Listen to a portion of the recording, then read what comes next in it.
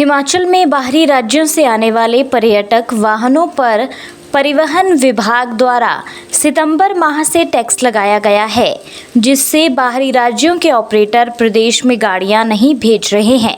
ऐसे में अब बुकिंग कैंसिल हो रही है, जिससे पर्यटन कारोबार को नुकसान हो रहा है।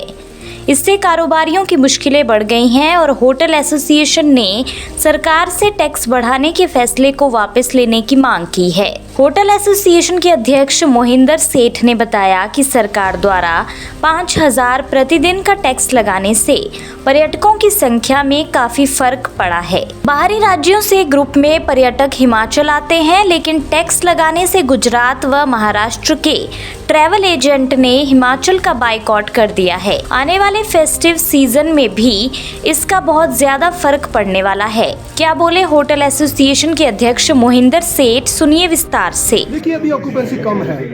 इसके कई रीजंस हैं, जैसे मैंने आपको पहले भी बताया, कई प्रकार के रीजन हैं जिसके कारण की ऑक्यूपेंसी जो है काफ़ी कम हो गई है। जैसे अभी एक रिसेंटली जो एक टैक्स लगाया गया है, क्योंकि अगर हम बात करें सितंबर से लेके और फरवरी तक, तो मैक्सिमम जो टूरिस्ट है वो ग्रुप्स में आता है, चाहे वो बंगाल से आता है, चाहे वो गुजरात से आता है, चाहे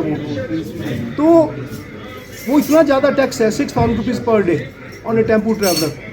तो उसको ये वाइबल ही नहीं रह गया उन टूर ऑपरेटर्स को, ट्रैवल ऑपरेटर्स को, to bring the tourist to Himachal Pradesh. इसको मद्देनज़र उन लोगों ने जो है पहले तो काफ़ी हमारे को भी बोला, हमने भी प्रयास किया, हमने सरकार को लिखा भी है, हम उम्मीद करते हैं कि जल्दी से जल्दी उस टैक्स को रोल बैक कर दिया जाएगा।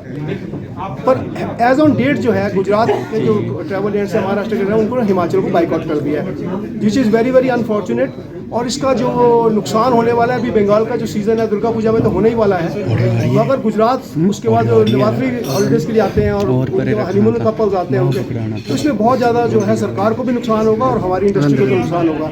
वहीं Shimla tour and travel association ने भी प्रदेश सरकार से पर्यटक वाहनों पर लगाया गया टैक्स वापस लेने की मांग की है। एसोसिएशन के अध्यक्ष नवीन पॉल ने कहा कि परिवहन विभाग द्वारा बाहरी राज्यों से आने वाली टूरिस्ट बसों तथा टेम्पो ट्रैवलर पर लगाए गए नए टैक्स के कारण हिमाचल के पर्यटन को करोड़ों का नुकसान हो रहा है। क्या बोले Shimla tour and travel association के अध्यक्ष नवीन पॉल, सुनिए। क्योंकि जो पंजाब और हरियाणा के टूरिस्ट होते हैं वो मैक्सिमम 1 या 2 दिन के लिए आते हैं, 1 नाइट या 2 नाइट के लिए।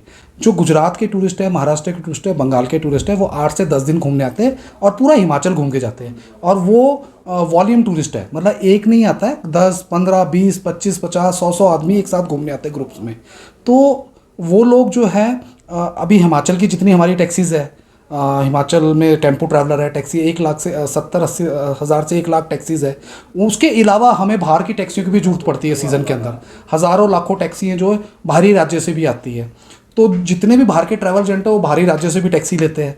तो ट्रैवल एजेंटों ने इसीलिए वर्कआउट किया कि 5,000 रुपये पर डे ट्रैवल एजेंट ले रहा है टूरिस्ट से, और 5,000 रुपये टैक्स अपनी जेब से तो नहीं देगा ना वो, इसीलिए वो लोगों ने बुकिंगें कैंसिल कर दी वहाँ पर मैक्सिमम।